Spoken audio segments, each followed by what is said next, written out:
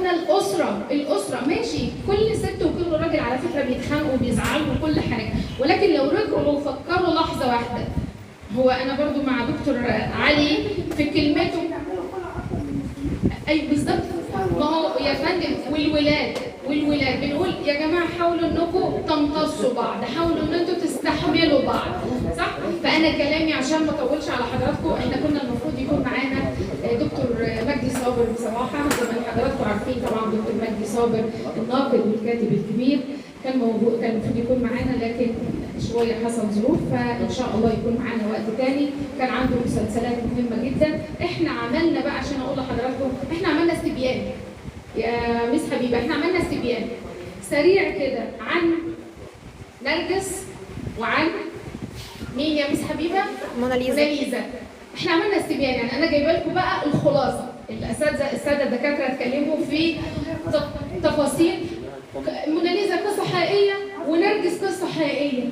يا جماعه احنا محتاجين اننا نركز. طب هل ان حضراتكم شايفين ان الدراما بتمثل فعلا الحياه بتاعتنا؟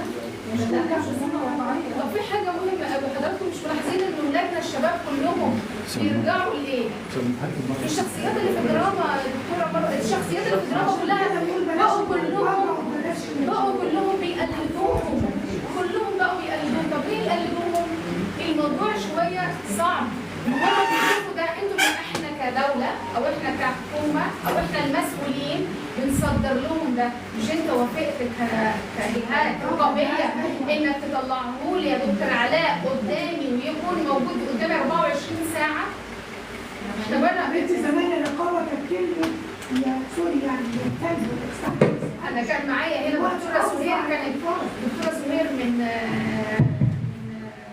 شركه صوت القاهره، دكتور علاء المفروض معانا، بس للاسف هي ده المره الماضيه كنا بنقعد بنحكي كده، كان اللفظ المنقول ممنوع بيتحذف، لكن احنا دلوقتي لا بقى حد بيحذف ولا بقى حد بيتكلم ولا بقى حد بيقول. طب لا، المنصات الرقميه رهيبه دلوقتي، كل حد ماسك تليفون بيقول انا انفلونسر. حضراتكم عارفين يعني ايه انفلونسر؟ مؤثر. ايه هو المؤثر؟ احنا اتعلمنا بقى في التعليم اللي الناس اللي بتدرس اعلام واللي بتشتغل في الماركتينج والسيلز والحاجات اللي هم اساسا تواصل، الناس اللي بتتكلم وتتواصل مع المجتمع. بيقولوا ايه يا دكتوره شيماء؟ المؤثر هو ايه؟ المؤثر اللي بيؤثر تاثير ايجابي يا جماعه، بيترك بصمه. احنا عندنا، انا عن نفسي عامله يعني في جلسه حواريه بقول ويبقى الاثر، بصمه كل شخص، بصمتك ايه في حياتك؟ كل شخص مننا عنده بصمه. احنا عاوزين نطلع الرموز اللي هي تكون قدوه لاولادنا وشبابنا.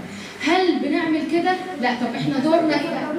احنا بالظبط احنا بنصدر لهم للاسف الشخصيات الغلط، ونرجع نقول طب يا اولادنا ليه انتوا مش عاوزين تكونوا كويسين؟ اولادنا اولا اولادنا هيبقوا كويسين زي البيت، عشان برضو دي حاجه مهمه قوي بين قوسين. البيت صالح، الولاد هيطلعوا صالحين وكويسين.